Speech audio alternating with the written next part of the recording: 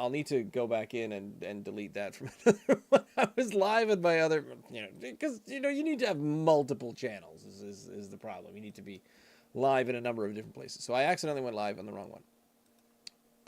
That's fine. So we will go over here and go to here. Go to.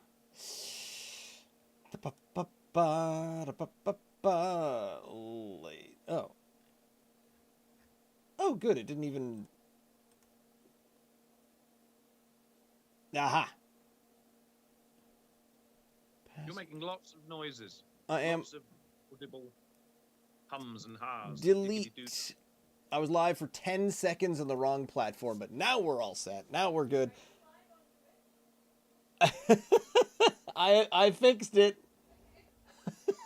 And my wife just asked me if I was live on the wrong platform because it emailed her. I am not. We're live on the correct platform. We're here. Everything's good. How's everybody else? I am Ross. Joining me, as always, is my co-host, Ian. And together, live in the correct direction, and with all four of our retinas working properly, we are attempting to drink Nova Scotia dry. I am making a silly allusion to... We were talking about this ahead of time. We were talking about the fact that there was this big solar eclipse, and it happened, and everyone... And we disagree on this. You feel like people made a big enough deal about it. I feel like too much of a big deal was made about it. I expected that you would be a bit of a Ebenezer Scrooge about the whole thing, and you have not failed to live up to that. I don't know. You alluded to the fact that maybe prior to it, we were building up to this a little bit because we need a win right now. You used the word, and I thought that's a perfect way of doing it. There is so little to get excited about in the world, seemingly. Yes. It's nothing but doom and gloom, and something, just something to touch on to say that hauls us out of this general malaise and ennui and general blech about everything. Something to look forward to. And it would have been perfect. It would have been so on point for the whole thing to have been pissing down with rain and see nothing. It would have said, you had that to look forward to, and even that's a complete washout. I was very impressed with, especially Nova Scotia, after a month and a half solid of overcast, rain, storms. It was beautiful, big, sunny, just a beautiful, sunny, cloudless, clear day yesterday, and I was amazed by that. The timing of that could not have been better. But I'm not trying to yuck everyone's yum. I'm not trying to be a stick in the mud. I personally felt about it. But where you say there's nothing to get excited about, I'll have you know that Tuesday nights at 8 p.m. This is what keeps me going. This is one of the things that keeps me going. I've also got that other, family and stuff, et cetera, et cetera. But first is all that nonsense you're supposed to say. But the main reason that I keep going day to day is getting back here every Tuesday night that we get to drink some delicious beers and hope. I don't really have all that pessimism all that often. No, it's usually I think these are going to be great. Sometimes they're not, but I usually look forward to it. So I think this is the thing that I'm probably the most optimistic about, because otherwise would have given up a long time ago. And even tonight, we've got a lot of different styles and types, but tonight I thought, well, we've got these two wheat beers, and we can argue back and forth on the pronunciation of wheat beers, but we have some wheat beers, and they have not always been very successful for us, the wheat beers. But we've got them. And the even better news is I went onto the internet to find some descriptions of them both, and no. For different reasons. One of the reasons is one of them is old, because and here's the other part. They're both 4.5% wheat beer, so I don't know which one to do first. We could do them in alphabetical order or in order of when they first came out, because I feel like this one, the East Coast Music Ale, the ECMA, from Garrison Brewery, it's called Track 3 Halifax. Now, Track 2 was... I looked that one up. I forget what one that was, but I couldn't find this one. This is not online, mostly because the ECMA for Halifax is celebrating the fact that the ECMAs were in Halifax May 3rd to 7th of 2023, 1 full year ago is when this one was celebrating. This has been hanging around in our stash for a long time. The color on the can seems to have faded over time. It's been there that long. Maybe I'm just imagining things, but the whole thing looks a bit washed out. It A little does. bit It more does look a little washed out, but I mean, Yeah. mine isn't in the, in direct sunlight. No. Oh, it also says so. Garrison also in collaboration with KDVD Brewery, no idea where that's from, and Grimross and Upstreet. Upstreet, we've learned is some PEI. Breton Brewing out in Cape Red. And I've never heard of Grimross or KDVD, but I'm assuming for East Coast Music Awards, one of them might be in New Brunswick and one of them might be in Newfoundland. It's an estimate. Is Newfoundland included? It's a guess. Newfoundland. Well, all those two, I think all three of them. The bottom three we've got first-hand knowledge of. Upstreet Craft Brewing, by the way, they big Upstreet. Yeah, your favorite. Oh my God, the Gravedigger, the best Halloween stroke autumn beer I've ever had was from Upstreet, and we just kept buying that, and we just bought the NSLC out of them toward the end of the season. It was wonderful. True. Breton Brewing do some great stuff. I haven't even got the right glass for that. What surprised me about that the Gravedigger was how many of it were just, clearance. We got to get rid of this delicious strong pumpkin ale. I know. What? Okay, that's fine. Yeah. However, so I can't find anything because this is out of date by a year, so you might not be able to get this anymore. I think I did find it, I did find it on the PEI and Liquor Commission, whatever they're called. I forget what it's called. So there's no description on the Garrison site because I don't think they're selling it anymore. However, here it is. Celebrating the 35th anniversary of the ECMA Festival and Conference, the craft beer collaboration is back. Brewed by local music fans for local music fans, this crafted wheat ale pairs well with green rooms and sing-alongs. What a weird thing to say. Oh. So it smells like stale 70s carpet? And sweat. And sweat. Just, And it's a very sweaty beer. Why not? 50 cents from every can will be donated to the ECMA to help grow and promote this incredible music. So between the two of us, we have we have donated $1 to the ECMAs. We've done our part. Oh, you cracked it already. I heard that. That's a lovely I've cracked sound. it already. I've made the executive decision. We're going to drink the Garrison one first. Mostly because it's completely out of date. Ooh. Oh, that smells outstanding. What, before I get the notes in there, does it smell of, dare I say it, it's a wheat ale. Does it smell of the usual wheat ale odors, my friend? There we go. I can't say odors. I mean, bouquets. Yeah. Odors smells like something you get in your tennis. Honestly, it was smelling very malty. Had a very malt-forward bouquet on it, but now I'm getting a bit more of the grain, that wheaty, that barleyness sort of in the back of it, but not up front. What is la temperature that you are quaffing at? Mine's been out of the cold room for quite a number of hours. Yeah, mine's been out for probably 6 hours. In fact, more than that. So it's been sit here out of the cold for a long time at room. Yeah, it's not room temperature. It's a nice, cool. It's probably 10 or 12 degrees, I would imagine. Perfect for what I would like my beer served at. That's what I think. Whoa. Straw. Golden straw, yellowy, well, typical wheat beer. Isn't look at the head on it. Isn't a wheat beer usually a little hazy? Bit thick? Can be. Am I wrong? Can be. Is this unfiltered? It is. Did you get the entire contents? You didn't in the glass yet. No, I've only fit half so far. No, I'm trying. I want to get all my sea monkeys. I want to get my my full. I'm suggesting you will find an awful lot of them down the bottom. I bet this is a little not clear, although it is at the moment. That's almost all of it. And look, you can still see this is my face making face motions. If this is unfiltered, where did all the yeast go? Where did all the sediment go? Where did all the...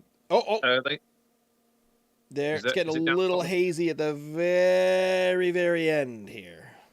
There's the stuff. Now, me glass is absolutely brimming, but it's got a bit of a haze now. I don't think I could even lift that up. Hang on. I'm following suit. What Where? are you doing, bro? I'm trying to hold it up to the... Get this out of the way. Camera. Hello. There. Yeah. It's not working, beastly. No. Well, fine. I'll just put this back to where it was. Okay. I was No, trying I've to got show. the whole. Did I've you got the squeeze? whole can in there, You mate. squeezed it in. Okay, yeah, I squeezed mine in as well. I didn't even squeeze it. I've got plenty of It- ahead of the. It's just gone a little less clear, but there's no sediment in it, which is extremely surprising. No, it's true. It's got a bit more of a copper color to it. It's not perfectly clear. It's still bubbling, but it's not that, because yeah, that was like a straw, a very flaxen lager is what it looked like before. So I'm glad we squoze it. We fully squeegeed it in there. Squoze it. The past tense full of the verb to squeeze. Squoze. I Yes. like that. I don't know that that's accurate, but I've heard it said before. I'm going to use it from now on. That's Okay, it's smooth. I think Once I we need to get squoze close to it to all take in. this first sip. Are we all set to try the ECMAs? It's the color of a cider, I would say. That's how I would normally see a cider. The head has completely disappeared. Yes, it I'm has. hoping not because it's been sat there too long, because like you say, it's a year. It might even be longer than that. So, but there's plenty of bubbles going on. I'm getting a Cheers. honey scent off of it as well. I'm not Right, getting much at all. Okay, cheers. Okay.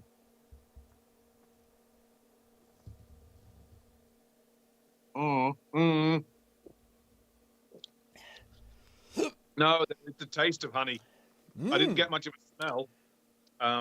From a wheat beer, that's unusual. Did they say there was supposed to? Oh, you said you couldn't find any information I on couldn't find any information on it. No, but They didn't boast of honey, but there is definitely a sweetness to it that I wasn't expecting. there's a nice little sweetened tang. Now, it is a year old, so I'm wondering if the flavor may have changed in the can Maybe. from some amount of time. But I like that.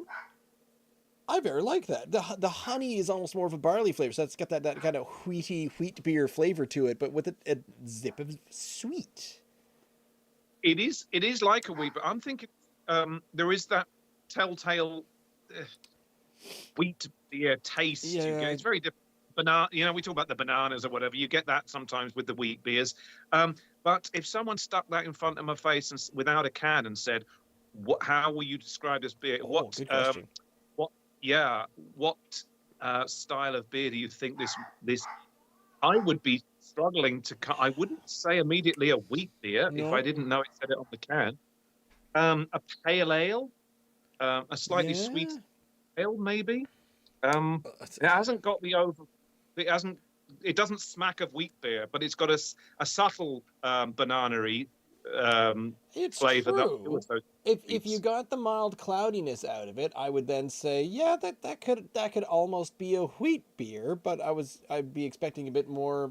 Well, the flavors that I'm expecting to come from it are actually, in my imagination, unpleasant. So this is a very pleasant surprise. Once you squoze it in. Once it squoze all the way into the glass, yes, it's. That is surprisingly delicious. I didn't think I was going to like this much. I'm not bowled over by it. I think it's suffering from any kind of. It's a bit flat. Well, which is weird because I've still got bubbles running up through. You see those? Yeah, and you've got something going on the surface as well. I see. Yeah, the head is pretty much gone. I think the only thing on the surface is the lettering on the side of my Garrison pint glass here. This is, to me, it's got the effervescence of a homebrew that I haven't transferred over very long. To be honest, it's like it's been maybe I've primed it, but it's only been in there about 5 days. That's what it's a bit like. It doesn't have the stank, but yeah, where you say light, but that's what they're going for. It's a 4.5, so you're kind of okay. For a 4.5, it's got some flavor to it. It's beery. It doesn't have its own individual flavor, but what is that sweet? It comes through as honey. It comes through as like an apple juice. That way that you've just had a really a watered down apple juice at the back of the throat. Kind of, it's just kind of there. The sweet registry of your mouth there. It's just hitting, just tingling that tiny, tiny little bit. So not only does it look a bit like a cider, it kind of it reminds you a little bit of its. It does. Yeah, yeah, I'll go with that. It's not to me. I would not peg this for a wheat beer. No, So failed Radler, maybe. Okay, fair enough. But what we will say about it is because we've done a number of stronger ales recently, and they're both 4.5%, so they are smashable. Oh You yes. could probably have a few of Oh my these. goodness, yes. Yeah. You could basically order a pitcher of this each, and be pretty happy. Yeah. If you were thirsty, this is a thirsty beer. I'm glad I was a little bit thirsty, honestly. My supper was tad salty. It is a summery drink to me. It's even though it's still 4.5%, it's not weak, but No. it's the consistency. It's not a particularly difficult beer to drink, which is great. But I'm finding it's a little lacking in substance myself. I like it to have a little more to it. It's a bit bland. Yes, there is some sweetness to it, and we've got a little bit of honey. I get that. It's a tiny bit banana-ish. That I would associate with the wheat beer, but it's not knocking my socks off. It's a little bit dull, personally. And it's Garrison. Garrison know a thing or two about beer. They've been doing it for over 30 years. It's true, but I'm wondering, and we both like the novelty beers, the beers with the big personalities and whatnot. But if this is collaboration with several other breweries. Let's celebrate East Coast music. What I don't get is why wasn't it just like a pale ale or an IPA? But no, someone said, how will we celebrate the ECMAs? Wheat ale, Gerald. So, who invited this guy? Who suggested that we should have a celebrational ECMA ale called that's a wheat ale? It just seems like it's not a very popular genre of beer making. Not many people are making a wheat beer. I mean, we haven't compared that many. We've done more Hefeweizens, but Hefeweizens that we've learned is like the Germanic extra cloves, extra. I like those. The like spicy wheat beers, but these are just kind of this is American wheat beers, Kansas City, football. Yeah. Do you think they would have served this can? Do you think it would have been available to buy at the ECMAs? Because I'm assuming there's a bar there, so I'm assuming this would have been front and center. Should hope so, and if I were cough invited to the ECMAs, which it's not really, but you'd go, and then someone said, "Hey, we made a beer specially for the ECMAs," and sadly, we've been doing this for 3 years, and I have been. As soon as someone said, "Oh, we made this one special as a special, an homage or for a celebrational thing," I at first had been, "Ooh, that's exciting," but the more I hear stuff like that, I was thinking, "Oh, this is gonna be okay." Yeah, it's, opportunistic to jump on a bit of a bandwagon and to capture the zeitgeist, and then you drink it and you're like, it's just a can that says we are representing this and that, and there's nothing different about it. It is the literal definition of too many cooks spoil the broth. So you're sitting there, you get invited to the ECMAs, you're waiting to accept your award, you're wearing your disco plaid suit to accept the greatest award for newest hip hop artist with an L in his name, and they plonk that in. This is our special ECMA beer that 5 local maritime breweries got together and made in conjunction with each other. I would wince. I'd be like, they all tried to work on it together from different. Oh no, and it's specifically for the ECMA. Oh, this is gonna be terrible. And then you try this, and you think, oh, hello. So I don't know. I think it's because I am really enjoying this because I was prejudging it very cynically. Okay. It's non-offensive to me. It's just not very exciting. It's perfect. Oh, by the way, maybe it's because I haven't had as much water today as I could have. But I'm actually already. It's putting a healthy glow into my cheeks, and it's only 4.5%, and I've only had about 2/3 of the can. But I do feel it warming me up. Okay. Now, surprise. That's a surprise. Yeah. It is smashable. It's quaffable. It's not exciting, but I reckon this is actually a bit sessionable. I think it's Music for a music session. yeah. A bull music session. A novelty, celebrational wheat beer. I think it hits the mark. I think it's doing the right thing. I will politely and happily give it an 8.6. For a wheat beer, I'm not excited by it. 6.5 out of 10. It's still better than a sour, but it's just not doing much for me. And it is but on the other hand, if it was a warm day, yesterday was beautiful. Today's like, we've had your eclipse now. You can go back to 5 degrees. Well, there you go. So you're sitting out in the lawn. Someone says, here you go. Here's your eclipse glasses, and here's a beer. Yeah, I'd be quite happy with it. I'd probably have 3 or 4 of them as well, and feel a healthy glow myself afterwards. It's okay. It's not exciting, but 6.5 for a wheat beer. Okay. For a beer itself, 7. Not terrific, but okay. Have you finished? I have a sliver down at the bottom, and I almost forgot to leave my sliver. That would have been quite embarrassing. Excuse me. Yes, indeed. Okay, good. So, yeah, that one's not available anymore. Obviously, I don't know if they're gonna do a track 4. I was on the Garrison website, and I don't think they have sort of any fancy. Wait, what? Weird. Their website said that they were closed for the night, but they'll be back tomorrow. I had to click on something different. So, okay, about the beers in season. Here we go. No, benched, Glutenberg, Seaport sodas. So, the in-season ones are the Hold Fast Dry Hopped Pale Ale, the Deja Mu, the Juicy, Lil Juicy. Is that a Dippa? I don't know. The Georgia Peach, and the Nut Brown. So they don't seem to have anything about a new ECMA beer for this year. And maybe that's because I couldn't even tell you. I mean, ECMA 2024.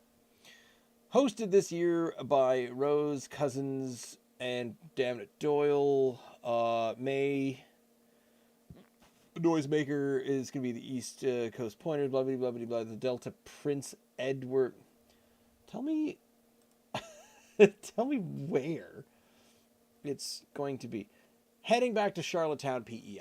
Okay, so maybe they're going to have like a track 3 or a track 4 Charlottetown, PEI. I don't know. I haven't read much, or we haven't had anyone from Garrison to talk to just yet. Have I reached out? I can't remember if I've reached out or not. But it would be neat if they continue to do that on a yearly basis, and maybe the ECMA Brew 2024. Let's try this. Artist lineup, ECMA's partners, the ECMA Craft Beer Collective. Wow, there's a whole bunch of them. There are a lot of collaborations now. It's interesting because when we were speaking with last week from Wheat Hound, yep. And he was saying it's not we were under this illusion, maybe not an illusion. We were under the apprehension that the craft brewers, all the little breweries, they were kind of they were kind of bigging up each other. They were supporting each other and passing on their good vibes, etc. And they were really bigging up the industry. And he was saying it's not as friendly as it used to be. It's a little more cutthroat. People are less likely to sort of share the wealth, as it were, or share their knowledge. So when you have all these collaborations now, there's this one, of course. There's what's the one that they had with the big brew fest on just this last Saturday. Together We Brew Fest, I think. We both missed out on that, apparently. Yeah, 25 breweries were represented there. I'm hoping, by the way, I've had a touch of, I've not been particularly well this last few days, and I'm Yeah. hoping this isn't going to make me feel a little bit worse without going into the medical signs of it. But yeah, I'm hoping that having a couple of ales this evening isn't going to put me back a little bit. But I should be okay. But It's there okay. are They're a number of prescription.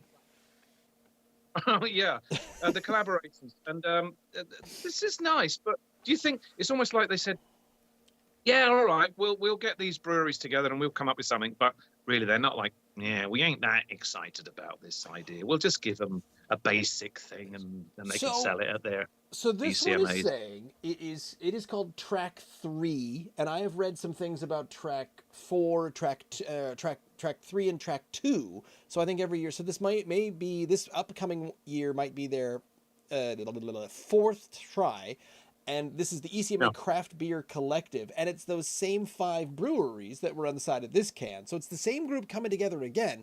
It's Upstreet, Okay. Breton, Garrison, Grimross, I'm learning, and I just looked it up while you were talking, is in Fredericton, New Brunswick, and KDVD is in St. John's, Newfoundland. So it is the 5 boroughs of the Atlantic provinces. Perfect. Excluding, it's not the 6th, that it does not include Labrador, apparently.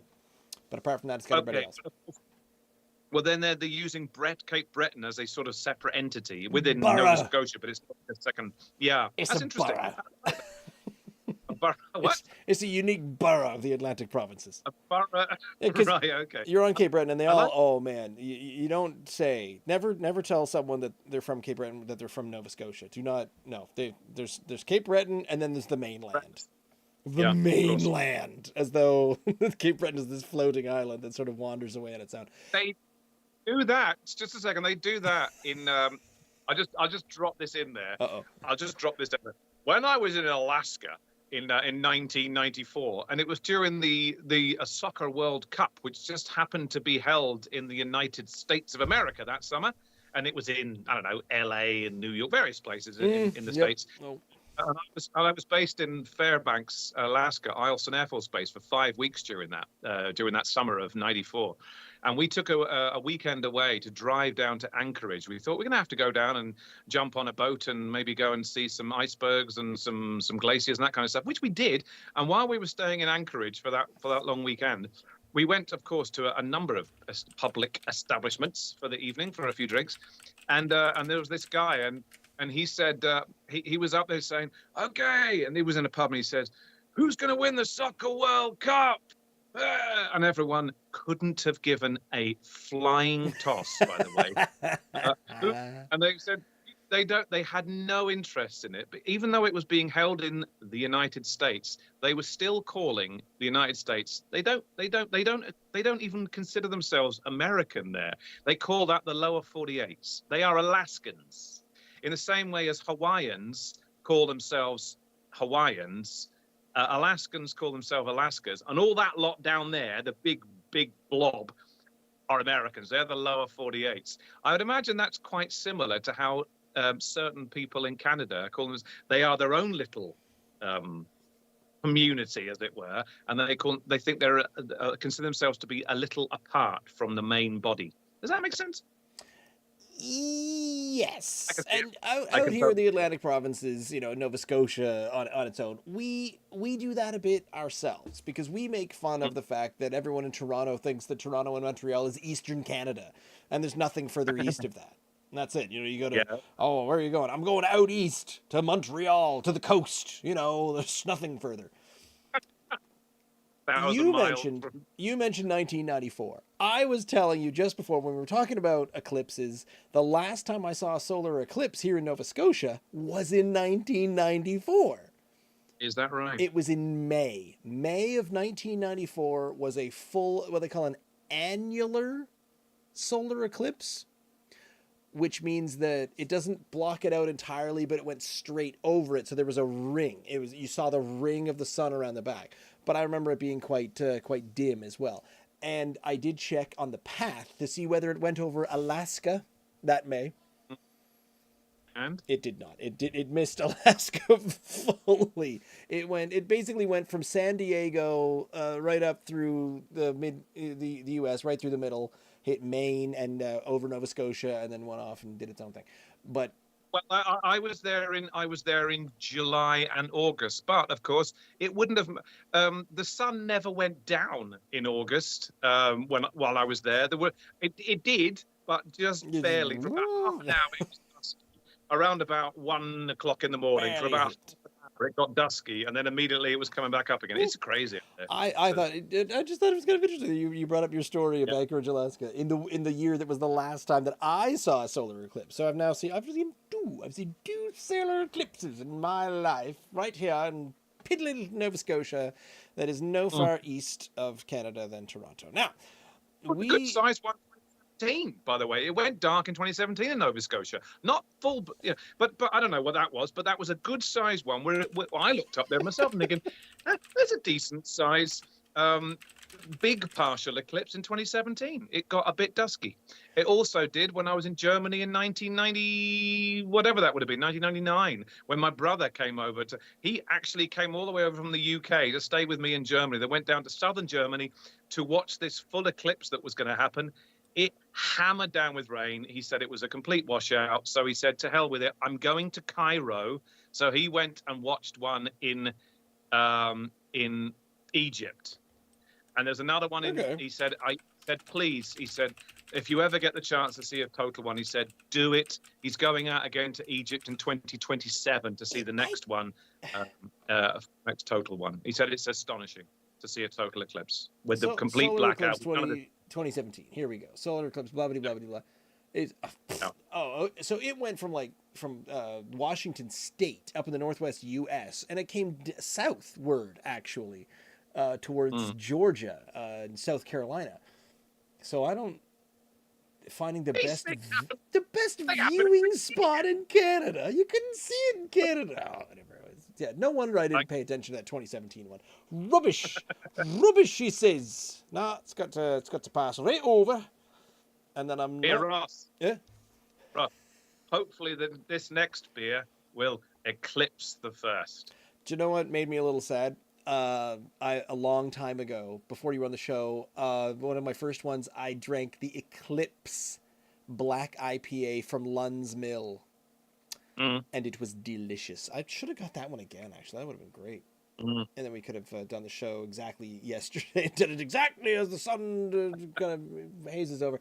But instead, we get to look at Brightwood Brewery out of Dartmouth, Nova Scotia, and they are sadly closing somewhere near the end of this month. So I'm not sure for how much longer you'll be able to get this one. But this was one of the Brightwood ones that we had not had yet. So I picked this up while I was in there, getting my pint glass and all. Another 4.5 wheat beer called Wheat Hound. I don't know why Hound, but there it is. And it looks, it's kind of Dalmatian-y looking with the spots on the can, and then wheat chaffs in behind it. So a yellow white wheat chaffs on a white background, and then the yellow and black text fontiness on it. All our beers are brewed for you by a crew of passionate people in Dartmouth, Nova Scotia. Tasting notes: citrus is a 3 out of 5, bitterness 1 out of 5, malt 3 out of 5, and haze 3 out of 5. So we're gonna get some more haze in this, shall we? Lovely, lovely. And then the only other thing that it says on the can is classic American wheat with a citrus dry hop. Then you go on the internet. The first one that we did was brewed last year and is no longer available. This one, the whole brewery is closing down, so you need to go and get this one double quick. Because you won't be able to get this one out. So I went on their website, sad. and usually they have descriptions on their shop, but the shop link is gone. So they don't even have a link to the shop. They have a link. You can read about their tap room, you can read about their store location and things like that, but you cannot actually go to the shop or find out more about their beers. This one did a little bit of a splash. That's cool. I'll just tidy myself up here. I want to see the glass. I want to see the glass that you're going to try to squeeze this into. Yes. So when I went in and I said, "Oh, hello," and I didn't tell them that I heard they were closing and I definitely need to get a glass, but I said I need to buy a pint glass, and they had the stand, the nice, what they call the shaker glasses. These what I call triangular ones, where it's kind of wider at the top, thinner at the bottom. But they had these on the shelf, and I said, "Is that a beer glass?" I said, I've never seen one that shape. And he says, well, it's basically just a stemless wine glass. So if you can imagine a stemless wine glass, that's all this is. And then it just says Dartmouth, Brightwood Brewery on the side. And it looks like it would hold about half a Coke can. So I'm looking forward to making sure this overflowing. It is now look, it's filling up the top of the can out here Good. of my 473 big Ah, tall yeah, yeah, boy. yeah, yeah. Mine just did the same. It breached. Uh, It so I mean, breached. filled to the brim. Well done, Brightwood. Thank you very much for putting all of the beer in your cans. Very, very golden. Very. There's that honey. There's that honey sweetness once again. I'm so curious about this. These are wheat ales that I was not expecting this kind of a flavor from. So you're gonna. There's definitely there's a stronger bouquet to this, mate. I'm getting there's more going on in this, Yeah. and it's pouring with a a nice head. Look at that creamy, frothy head on that one. Yes, that's the good stuff. I'm not getting honey. I'm not getting a sweetness from the smell, to be honest. It smells more like what I would expect from a wheat beer. This one is more. Yeah. Once the head sort of picked up and it started mixing around in there, the that honey smell that I smelled only upon initially opening the can, that has definitely gone away. It's creamy.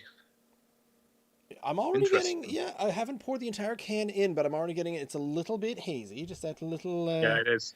teeny bits. It's a bit of a buble, but honestly, the carbonation, I was seeing more bubbles. Oh no, there they are. Now I can see them. I can see the bubbles now coming up in the middle. Lots of carbonation in there. The smell is more beery than honey-y. We're using all the correct words, obviously. It's a honeyish beeriness in this one. Obviously, it's. How many E's would you have to put on eerie and honey-ish? It's. I think when you say a bit more beerish, it's a little more. It's not boozy necessarily. No, it's not a boozy smell. It's still 4.5 again. Light. If you take the side of the can, it's telling you that it's a 3 out of 5 citrus, 1 out of 5 bitter, 3 out of 5 malt, and 3 out of 5 haze. The only thing that I can get from the smell and the look of it is that the 3 out of 5 haze, yes, that's about a 3 out of 5 haziness. It's quite fragrant, but it's got more of a wheat smelling profile than the other one had, which to me was more like a pale ale smell to it. This is more in keeping from what I'm used to with wheat beers, and I managed to force all mine into the glass again without any problem. What did you do? That's not the whole can? There's a tiny little bit left, and I'm gonna get it in there. This holds more. 473. That's a full 73. That's a full 473, and it's slightly less brimmed. Look, I can even pick it up because I couldn't. I could not pick up my Garrison one. It was brimmed. That's fascinating. It's an inch shorter than the Garrison glass, but it's the TARDIS of glasses. I think for it's anyone who's a bit nerdy. Fat bottomed glass right there. Yeah. Mm. Anywho, not really knowing much more about the description of this one, other than saying it's a classic American wheat with a citrus dry hop. I'm unsure really what we're getting into here. All set. American wheat. Tiny. An American wheat, as opposed to a Weisse beer, like you were talking about the Germanic, like a Kenyan wheat beer. That would taste quite a bit different. Wheat beer. They're very famous for their wheat beers. Coffees, teas. Oh my goodness! Yeah. You'd step off the airport and everyone's gonna sell you a shirt and it just immediately says the Nairobi Brewing Company. Yeah, just wheat chaffs. The wheat chaff actually is both eyes in Nairobi is a wheat chaff. I'll figure that out. I'll watch this back later on and try to make head or tail of that. I took a little. I forget where I was. I didn't do it with you, and I took a little. Oh dear. Taste. Oh. It's so smooth. It's so creamy. It's really smooth. Well, all cheers, right. mate. Full gulps. Then here we go. All right.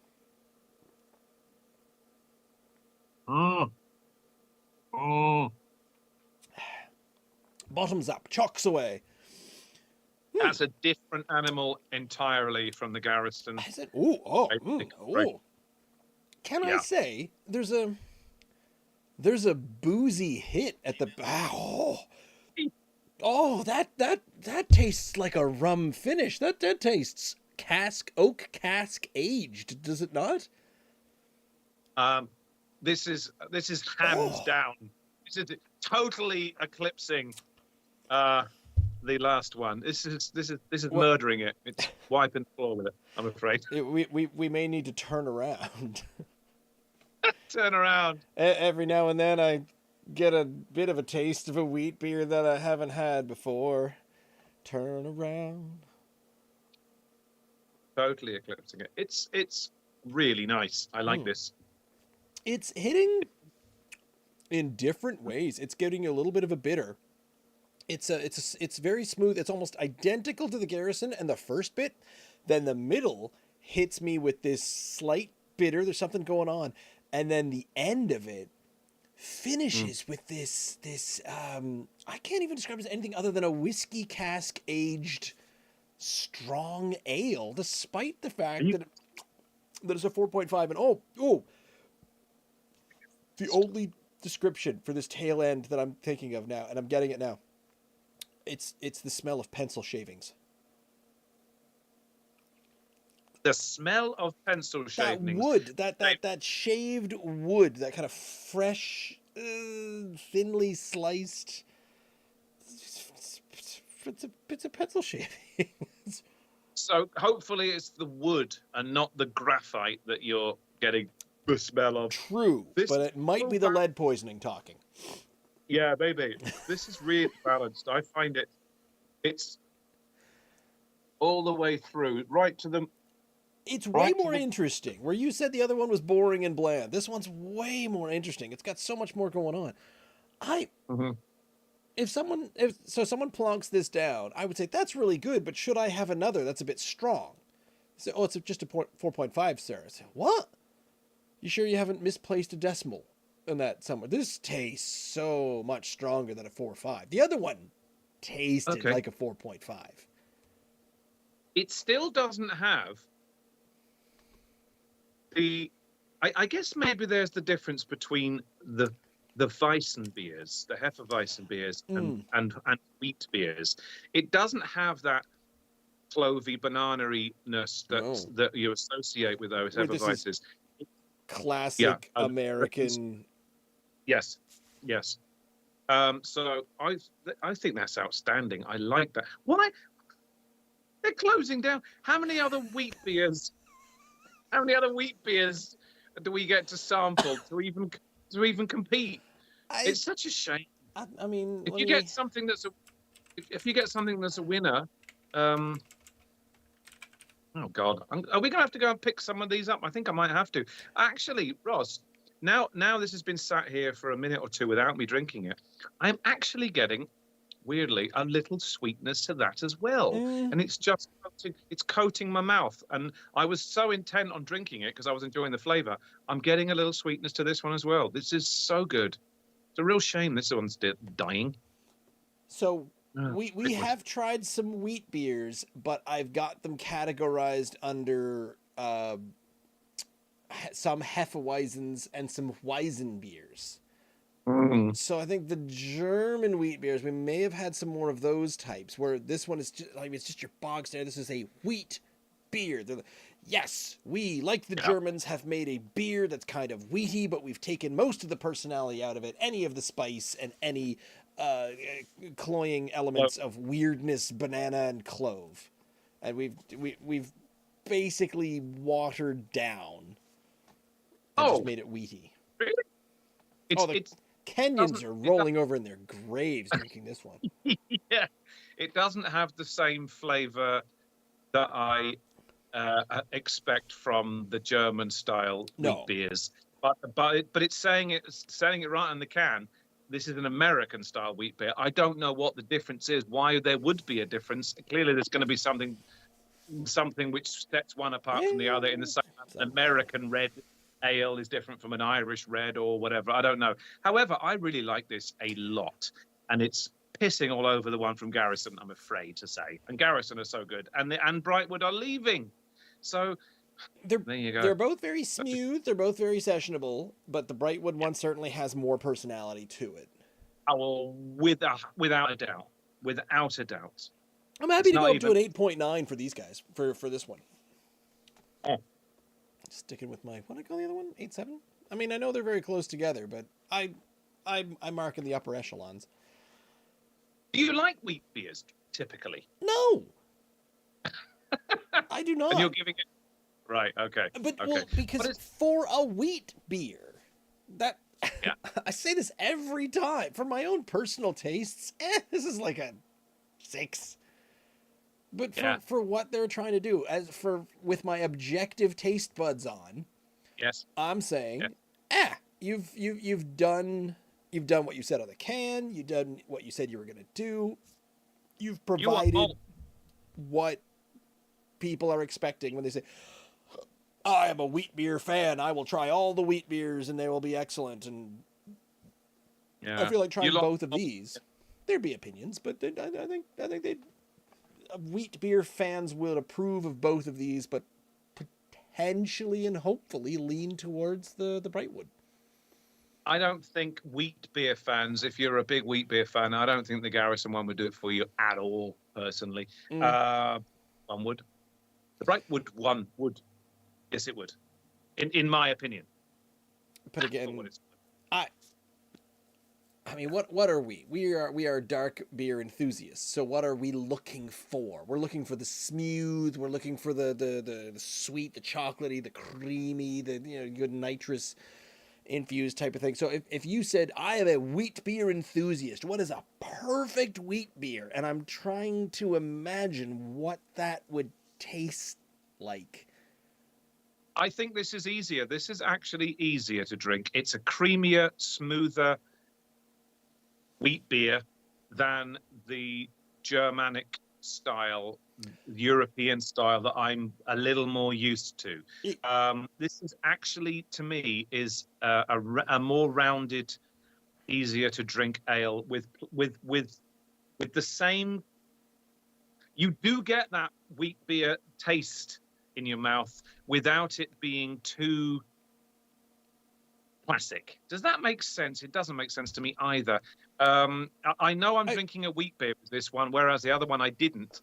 But it's an entirely smoother affair than the Germanic style, which I'm more used to. Yeah, I like this a lot. And that makes me kind of question a number of different things, because would someone who really likes a Hefeweizen or a Weizenbier, they come up and say, what is going on with this one? It's far too easy to drink. I need something that actually makes my taste buds angry.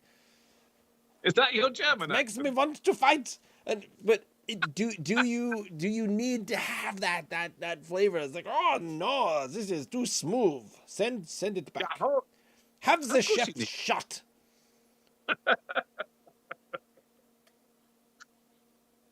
Lieutenant Colonel Dusseldorf of the Germanic beer gardens. I don't know how. I don't know. It's a tasteless World War II jokes racist. I love this. This is a solid 9 out of 10 for a wheat beer. It's really good. It's really excellent.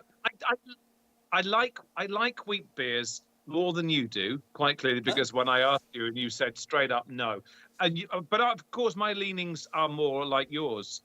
I like a darker beer, I like a maltier ale, but this is. I've made wheat beers in the past, just from boxes. I've made quite a few of these homebrew wheat beers because I wanted something a bit different from the usual oaty and malty stuff that I do. And this is... I know. I'm fine in my little pigeonhole. It's perfect. It fits pigeons. I've enjoyed wheat beers, making them, and just for a change. But if I were to make a wheat beer, and it turned out like this, I would be like, oh my God, I need to make more. This is really nice.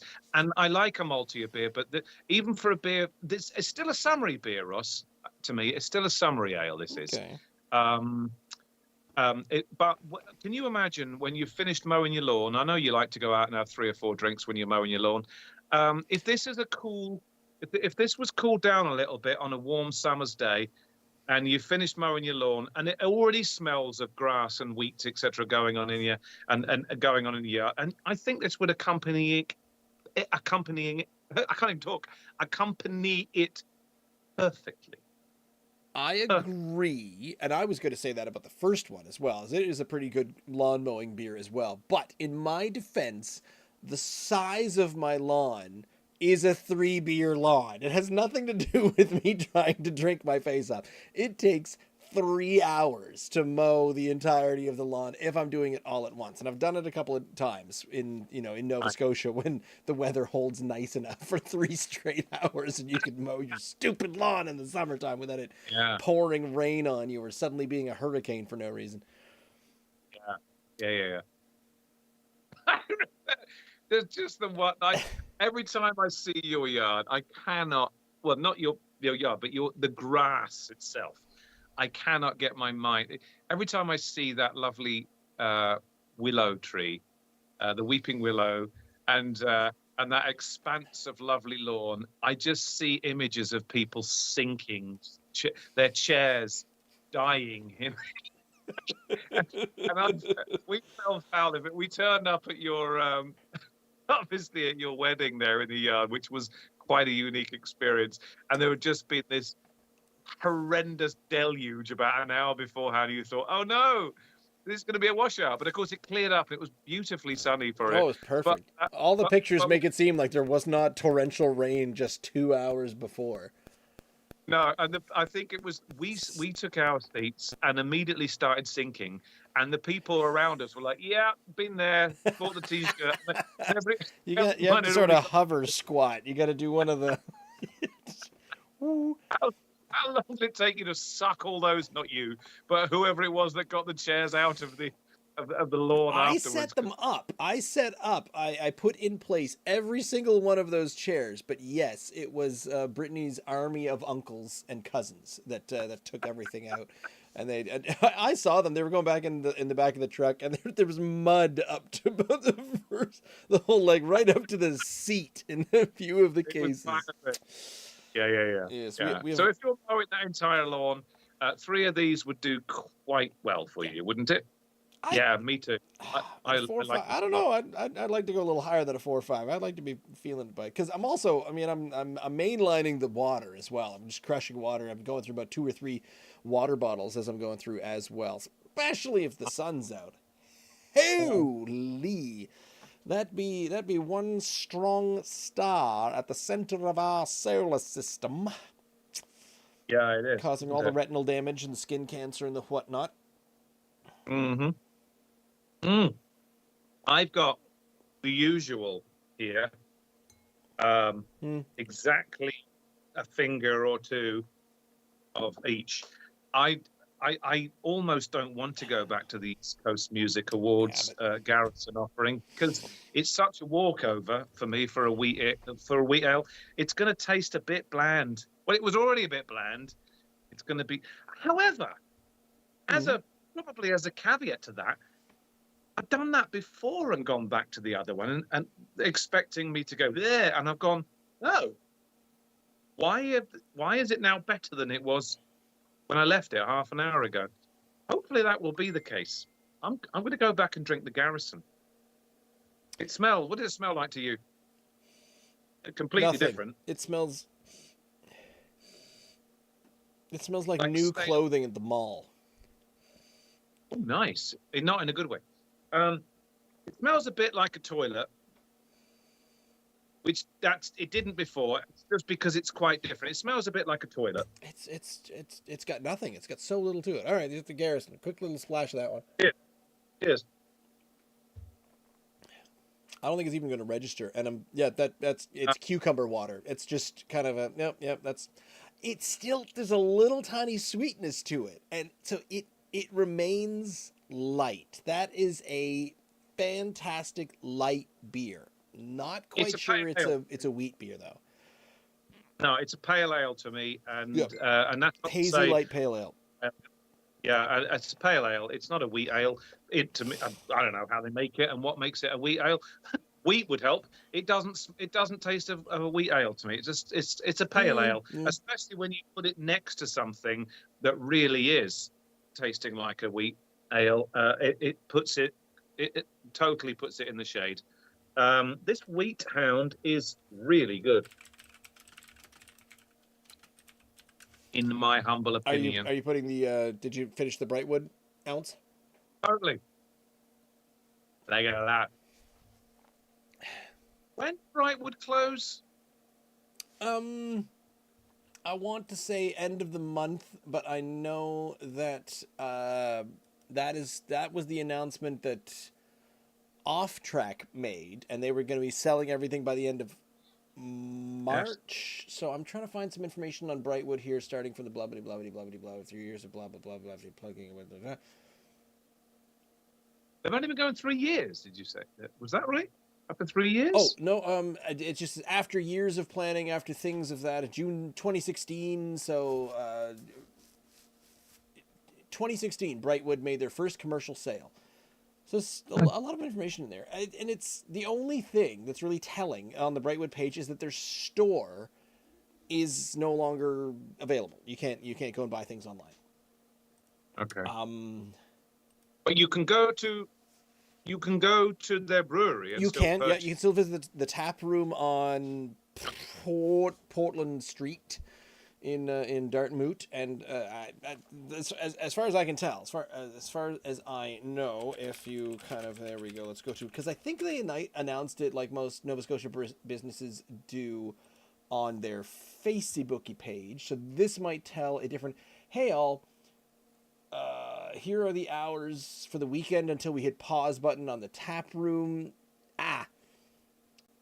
Good Friday. I'm wrong. You can't go to the Brightwood tap room right now. Okay. The summer. Yeah, that was the Easter. Did not go as planned. Oh, just if I click see more, you'd think that see more. We will be closing down our tap room on March 31st to focus on restructuring the business. Because I asked them, and they said, "Oh yeah, we're definitely closing down the tap room." And I said, "Well, I mean, the brewery's going to keep going." And he went, "So it's still potentially up in the air." So I just sort of said, "Could I buy a pint glass, and I'll also take those two that we've not tried yet before, please, and then we'll get out of here." I keep meaning to reach out because I don't know, who was I talking to? I forget who I was talking to, but I think I was talking to one of the brewers. He was receptive to potentially coming on and talking to us, and I think for the first time we'll be talking to, if we get this opportunity, we'll talk to a brewer or brewmaster who is in the process of closing down his brewery, which, I mean, it could be a little bit bittersweet, but it's unique. Process structuring, though, it sounds slightly different from, we tried hard, but unfortunately we're swimming against the tide and we have to close down. There's a bit of difference there, because we've read a bunch of sad farewells from local craft beer breweries recently, and they're saying that same thing, haven't they, about that they tried hard, unfortunately it didn't quite work out for them, and due to lots of things. But that's not what they are saying. Restructuring your business is a little different. Maybe, it's the whole, was there too quick of an expansion? Did you expect everybody to show up? Because if you're right there in HRM, that's the biggest market slice. But Serpent closed down. They were out in Spryfield. Off Track is closing down. They're in Bedford. But I think Serpent and Off Track, I think they were, Brightwood to a lesser extent, tap rooms with no food as part of it. And when we were talking to Les last week at Wheat Hound, he's got there's the tap room, but there's also the food thing. So people come in for a meal. You come in for a thing, and I'll have a burger and a pint. Oh, you got beers? Neat. So the brewery sales continue on. So are you like a restaurant first, and a restaurant can make a viable go of it? And a brewery might be able to make a viable go of it, but it's the combination of the two that maybe make it the best. I've got a few ideas for talking to people. We should have asked Lund's Mill this, because Lund's Mill was a brewery restaurant, and they separated during the old pandemic. They said, we don't want to deal with the restaurant anymore. We're now just a tap room. And I'm curious to see how that panned out, because they're one of the few ones that I think did that. Meanwhile, I've reached out again to, because Wayfarers has changed hands and changed brewers again. Yep. So I'd like to reach out to Yep. them again, and we might be able to talk to them in the coming future. So if you... When you go to a craft brewery, as opposed to just a restaurant which sells craft brews, which is always nice, let's be honest. If you go to a restaurant and they just serve Boddingtons, that'd be amazing. I would be impressed. I would stay. Budweiser and Coors and Keith's. Then they're not supporting local. They're just a restaurant that exists to sell food. But when you go to a craft brewery and might have 3 or 4 drinks there, if you're lucky enough to be able to get a drive back, are you in the mood usually to have something like traditional bar snacks? And I say snacks, I don't mean peanuts, bar snacks. I mean fries, to have some nachos. Absolutely. I normally am. They seem to go hand in hand.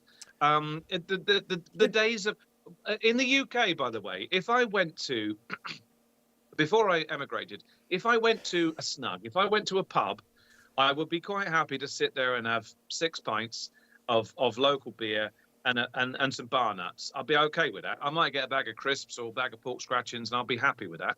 But my palate, since I've been here now 16 years, is if I go to a place, well, I want to sit down for 3 or 4 hours and have a few drinks with either Rebecca or family or friends or whatever. I kind of feel that I want to be eating something, and I know it's crazy expensive. Taking that out of the equation right now, we know that food and booze is crazy expensive. But you do feel, if you do go out for sort of an afternoon or an evening and you have more than just a pint, you kind of feel that you want to be eating something. I do. So, but I don't want a big burger. Not after 2 beers. If I have 2 beers, then I'm sort of like, give me your nacho platter. Give me your side of sweet potato fries. Give me something, a little bit of a nibbling on the side kind of thing. Whereas I wouldn't go out and say, right, I would like your largest helping of lasagna and 3 pints of Guinness. You see, Ross, if I'm going to have any beer, I'm not going to have lasagna. I'm never going to have anything like pasta-ish or whatever. It's going to be a bready, fried thing. It's going to be pizza. It's going to be a burger. It's going to be a kebab. It's going to be nachos. It's going to be something that's really... I'm not going to get into, I could really go for a Caesar salad with my beer, or a chicken Alfredo. Yeah, that's what I mean. You want beer food. I don't even know what my beer food is. I don't think I've got beer food. Oh, I think it's nachos. I think it's nachos is my beer food. I will eat, like, if they just keep bringing platters of nachos to the table. Oh yeah, I'd be there for 7 hours and I would drink pint after pint. Every Thursday that I'm not working, and when Ghost Walks isn't on, so basically the cold seasons, and we're coming toward the end of them, I'm pitching up at trivia at the Oak and Barrel, and I have my 2 beers, my 2 $6 Garrison Reds, and nachos, and it's just like nachos is beer food, it's pub food, and it's just goes with it. Whereas if I'm in the UK, and I'm going back again in June. And I go for several beers. What am I going to do? What am I going to do when I'm walking home from the pub? Because this is what you do in the UK. You walk home from the pub and you get a kebab on the way home. That's a pork scratching? Oh, what's a pork scratching? Yeah. Look at it. It's what do you call? You have an equivalent here. Pork rinds. Oh, but it's not just pork rinds. It's not just pork rinds. It's got seasoning. It's still got meat in it. but it's been deep fried, yes, in pepper and salt and spices, and it's a completely different thing. Black country in the UK is the West Midlands, Wolverhampton, Birmingham, going towards Shropshire. That's what's called black country, and their scratchings, their pork scratchings, is the quintessential pork scratchings that you can get in the UK. So when you're in a pub and you say, and you've got maybe a beer on the go, hey, mate, got any pork scratchings back there to the bar? We've got some pork scratchings. You want some black country pork scratchings? I feel It's pork rinds. It's pork rinds that you can get here, taken to the nth degree. We tried pork rinds one time because, okay, Canada, and I don't know, I'm probably absolutely going out on a limb here with this opinion, but I feel like Eastern Canada especially, we are somewhere halfway in between the culture of British/Scottish culture that bleeds over and American culture that bleeds up. So we keep, we watch lots of movies and TV shows, and a roommate and I, this was maybe about 10, 15 years ago, and there's always kind of, oh yeah, we got to get some pork rinds. Hey, pass me the pork rinds. And we're watching it going, I've never had a pork rind. I have no idea what they are. Should we try this? Should we go and get pork rinds? Should we do the thing? We went out and we bought a bag of pork. We're like, there we go, pork rinds. Here we go. Tried them. Yeah. This is the most disgusting food I have ever put in my face. This is horrible. Yeah. What is this? It is, and what I've learned is it's basically, it's puffed rice. It's the Rice Krispie equivalent of pork fat. It's just look up air puffed pork fat? Yes, this is why I said it's pork rind taken to the nth degree. It's literally is genuinely the pork fat with the meat still inside it, which is deep fried. Unfortunately, I will try anything. So yes, I will have seasoned pork scratchings, despite the fact that I have been disappointed by trying to follow American. I have been disappointed following American culture. I have been disappointed following British culture. I have been disappointed following Scottish culture, which makes me all the more sad that we as Canadians don't have our own culture to go with. Of course, you have your own culture, but do me a favor, will you? But look up pork rinds, traditional North American pork rinds or American pork rinds versus pork scratchings. Black country pork even scratchings. Your description has convinced me that there's a huge difference. But this brings me back again to when we start our brewery / kind of British pub adjacent appetizers and brewery beers. And I'm going, the running title right now is Auld Farts, AULDPHARTS for Auld Farts. That'll be the name of our brewery / restaurant thing. Oh, okay. And we'll have pork scratchings. We won't have pork rinds. Pork scratchings will be on the menu, 100%. And you can season those up, add black pepper, and this is another aside. I have become a real black pepper aficionado. When I grew up, there was no salt and pepper on the table. It was very, very old school Scottish boiled potato. You do not season your meal when it arrives at the table. You don't. So this was a new thing. So when I learned that, oh my God, there's like flavors I can add to stuff. So pretty much everything I make, I'm there with the pepper grinder going. 6 grinds. I got pepper everything. I love pepper. Pepper can go on absolutely anything. Yeah, but I never enjoyed it until honestly somewhere around my mid-30s. So you discovered flavors in beers. I discovered black pepper when I was 36 years old. Woo! What is happening here? Oh my! What is this flavor sensation I can add to my boiled carrots? Out of here, Ross. I'm eclipsing you. See you, buddy. I was eclipsing the whole thing. Apparently. I was mentioning this, introducing myself to yet another brewmaster today at Hilltop Hops, hopefully getting on here, John, and saying that we could talk about anything for hours, and we often do. So join us as we talk endlessly for hours again next week, every week, Tuesday nights, 8 p.m. youtube.com/@drinknsdry. You can subscribe to our YouTube page, but that's where the podcasts are available anywhere podcasty things are. Drink Nova Scotia Dry or Drink NS Dry, and you can go directly to the source at drinkns.unsupervised.beer. But again, we're back here once a week live, 8 p.m. Ian and I will hopefully be talking to some very interesting brewmasters and brewers ourselves. Not that Ian's not a brewer himself. We talk a little bit about homebrew now and then.